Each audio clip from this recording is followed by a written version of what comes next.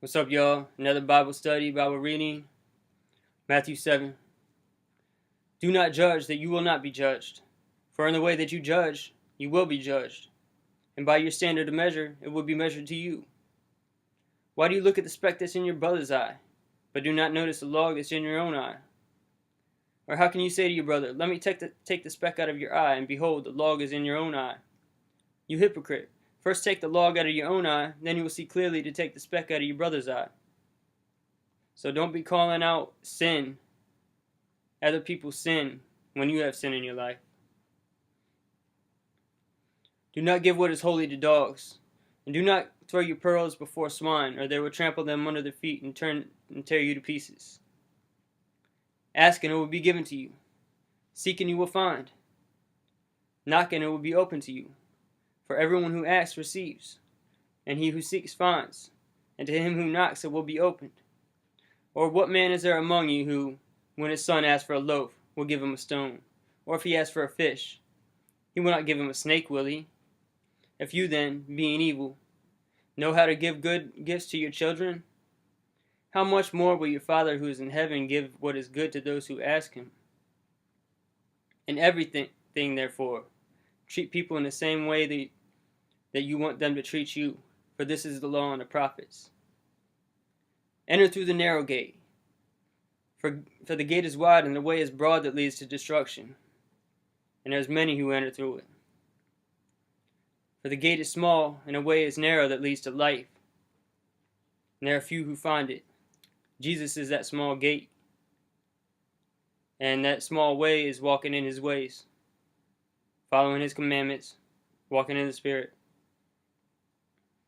Beware of the false prophets who come to you in sheep's clothing, but inwardly are ravenous wolves.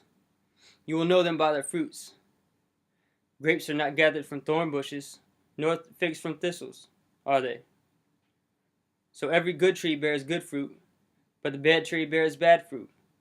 A good tree cannot produce bad fruit, nor can a bad tree produce good fruit.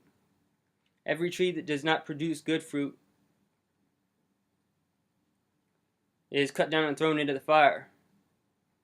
So then you will know them by their fruits. Because if you'll know them by their works. If someone's working evil, works of evil, living in sin,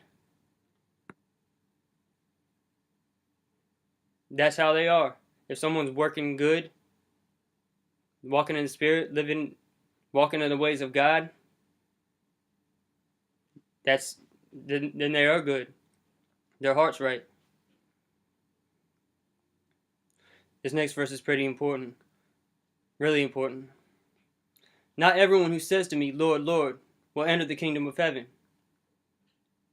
but he who does the will of my Father who is in heaven will enter. And we're going to see what that will is here in a second.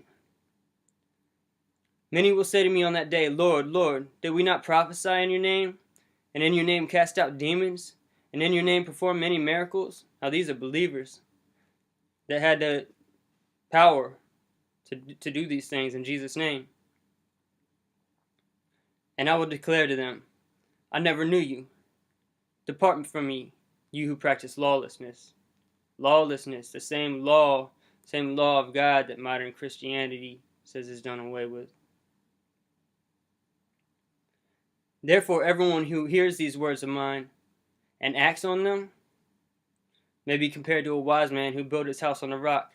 And the rain fell, and the floods came, and the winds blew and slammed against that house. Yet it did not fall, for it had been founded on the rock. Jesus is that rock. Everyone who hears these words of mine and does not act on them will be like a foolish man who built his house on the sand. The rain fell, and the floods came, and the winds blew and slammed against that house, and it fell, and great was its fall. When Jesus had finished these words, the crowds were amazed at his teaching, for he was teaching them as one having authority, not as their scribes. That's the end of Matthew 7. Matthew 8 coming up next. God bless you guys.